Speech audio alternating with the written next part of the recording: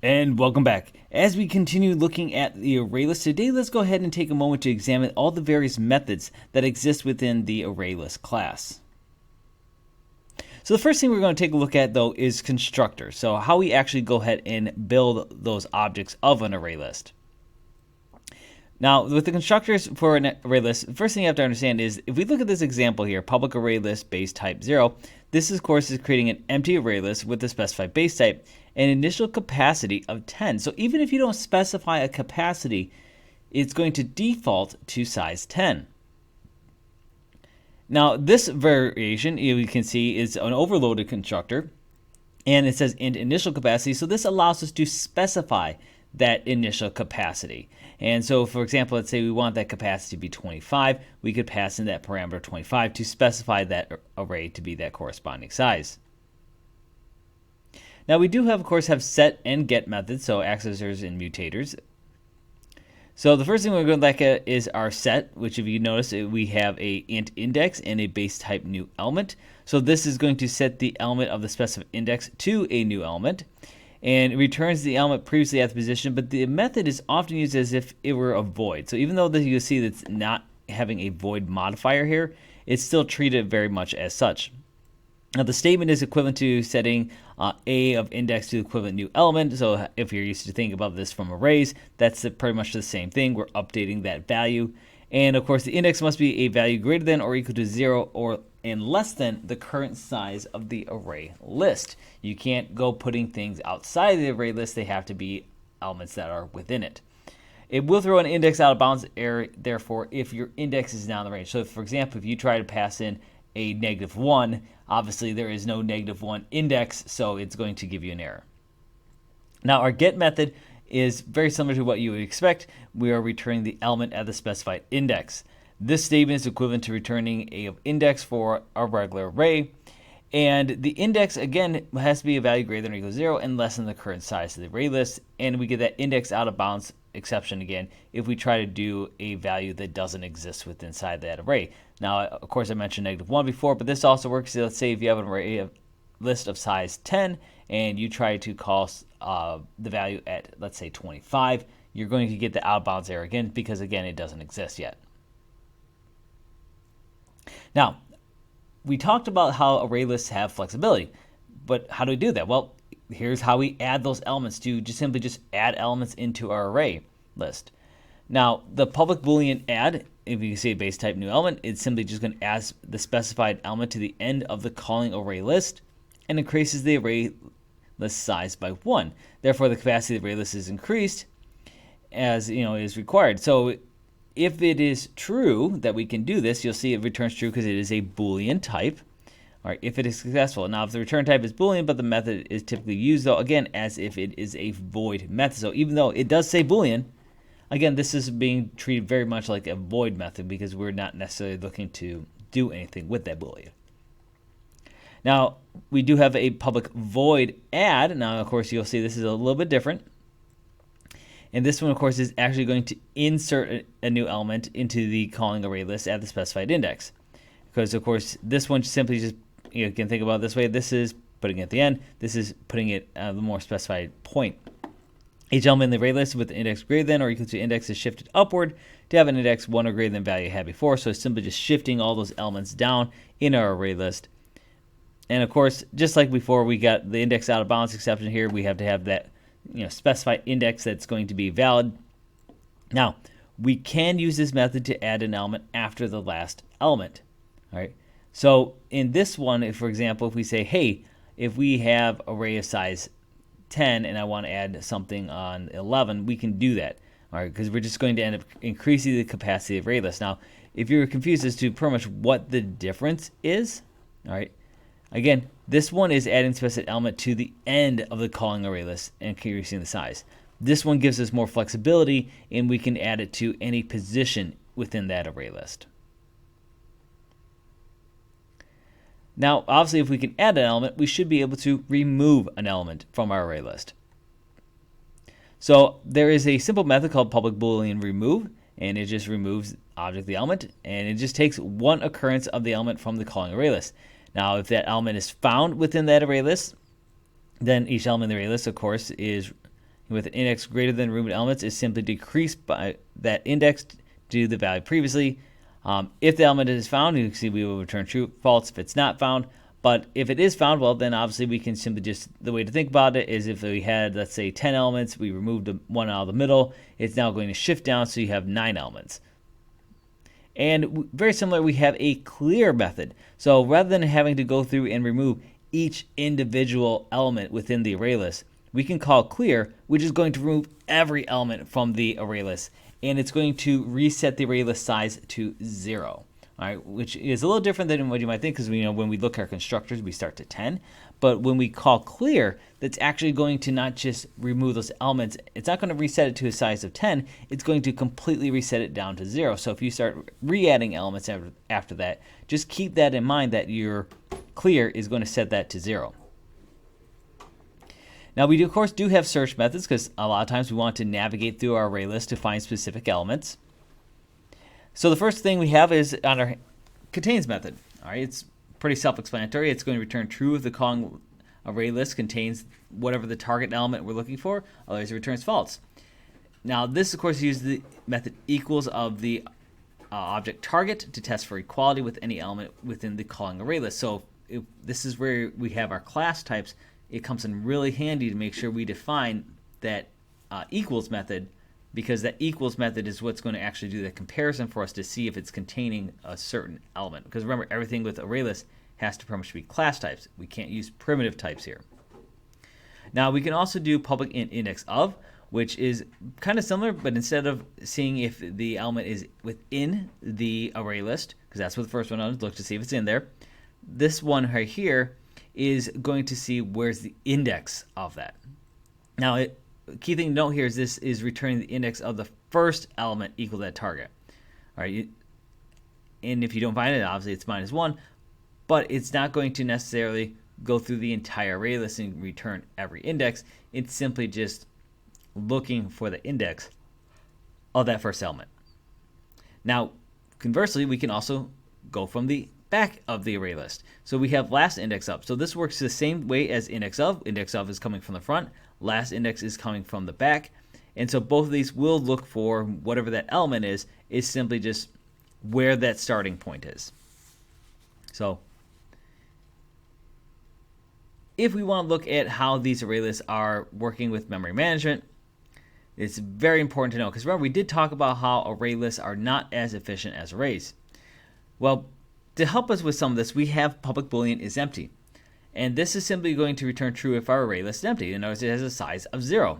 And otherwise, if it's not empty, it's going to return false. But it's a great way to know if this array list is actually being used. We can, of course, also get the size of the array list. So we can say, hey, how many elements are in this array list? So we can call size to actually get that. And we can also use another method called ensure capacity, which is going to increase the capacity of the calling array list if necessary to ensure that the array list can hold at least some new capacity of elements. So if let's say we want to put in 5 new elements, we can say ensure capacity and we pass in this 5 here, which of course will give it a little bit more buffer. Now it can sometimes increase efficiency because you are adding that buffer into your array list, but its use is not necessarily needed for any other reasons, because again, if we were just adding one element, it's automatically going to do that for us. Now, on the flip side, we do have trim to size. This is going to trim the capacity of that calling array list to the current size, which is designed to save storage space. Because, for example, if we have, looking at some of our previous examples, let's say we have an array list of size 20, and of those 20 indexes in that array list, let's say only 10 of them are actually filled with elements. And if the first 10 have elements in it, the last 10 do not, you can use trim to size in order to decrease the size of that array list. Now there's another thing called toArray, which is kind of what it sounds like. So it returns an array containing all the elements in the list, and it preserves the order of the elements. So if you want to take an array list and make it more into a traditional array, you can use the toArray method to kind of accomplish that. Now we also have public type toArray, and of course it's also going to return an array containing all the elements in the list. It's going to preserve those order just like before. However, type can be any class type here, and if the list will fit within our little parameter here, the elements are copied to A and A is returned. Now, any element of A is not needed for list elements that are set to null. So that's important to note here. If it's set to null, we don't worry about.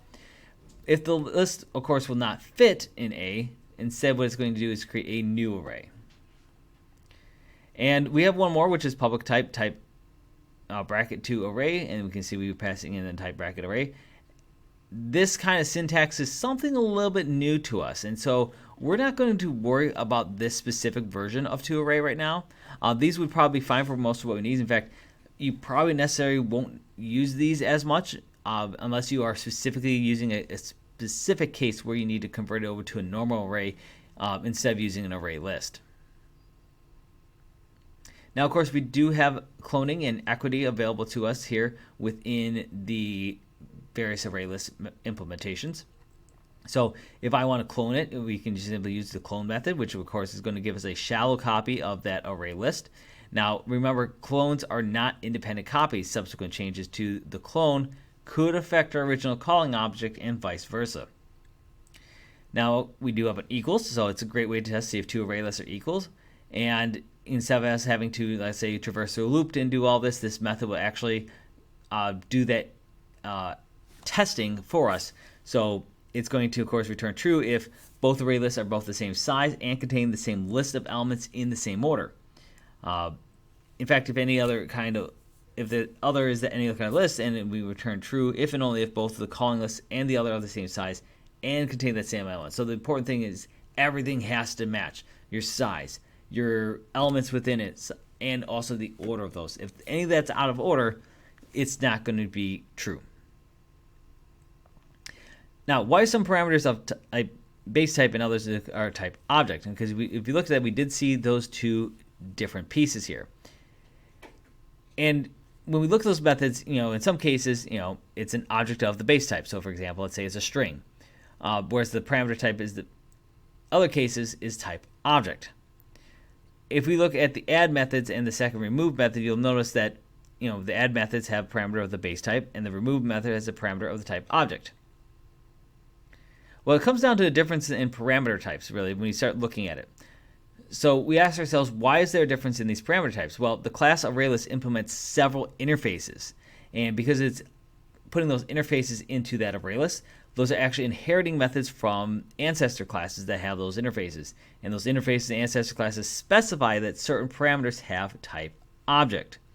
And back in programming 2, we explained that the parameter for the equals method is always of type object because the method heading is inherited from the class object. And in other cases, the people who designed the ArrayList class were free to specify the parameter types for the method, and so that's why we get the base type. Now, one last thing that we need to discuss is the for each loop. The ArrayList is going to have a couple examples of what's known as a collection class, and we aren't going to look at too much of that today, but something we want to start getting familiar with is this idea of a collection. Now, this started back in version 5.0. Java added a new kind of for loop that can cycle through all the elements in a collection and can cycle through all the elements, therefore, in an array list. This kind of loop was called a for each loop, or sometimes it's known as an enhanced for loop. Now, for each loop can be used to cycle through all the elements within inside an array, or in this case, we're looking at an array list. So let's look at this with some example. In the following code, we have a for each loop that outputs all the elements in the array list named mylist. We have ArrayList string mylist equals new ArrayList string 20. Then we have some code in between that's going to fill that list. And then all I'm going to do is I'm going to say for, and I'll say string element, and then we say in my list. So we're saying for each element in my list, system.out.println element. So we're just going to go through each element in that list and print it out. Now, if we want to explain this just a little bit more, as I said, we can use this as for each element in my list, do the following. You'll note that the variable element has the same type as the elements in the array list, which in this example was string. And that element, if you notice, has to be declared in the for each loop. If you attempt to declare element before the for each loop, you're actually going to get a compiler. So we can't say like string element or int element or whatever you want to call it. That has to happen with inside the header of that for each loop. We can't do it outside of it, again, because we're going to get that error. So the general syntax for a for each loop statement is for base type variable, colon, collection object, statement.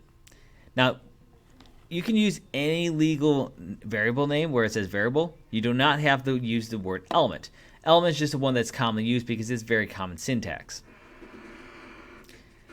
Now, obviously, we bring this back to our array list. So the only collection objects that we've seen up to this point are technically our arrays and array list objects. When the for each loop is executed, the statement is executed once for each element of that collection object. More specifically, for each element of the collection object, the variable is set to the collection element, and then the statement is executed. All right, and real quick, let's just take a look at this in another demo here. So I'm just going to go ahead and run this real quick. And you can see this is another array list thing. So now we're getting user input. So I'm just going to type 1, more items, yes. I'll do 2, yes, 3, and I'll say no. And you'll notice it prints out that array list. And what I want to point out here is our for each loop here. So it says for string entry to-do list, system out of print line entry. So right here's a nice example here, and I'll leave this here in your materials, of how to look at the for each loop. And of course, we have our array list up here again. You can see that this one is set to size 20. So it's a real quick and easy way for us to kind of look at how we can start using not just array lists, but also how these for each loops are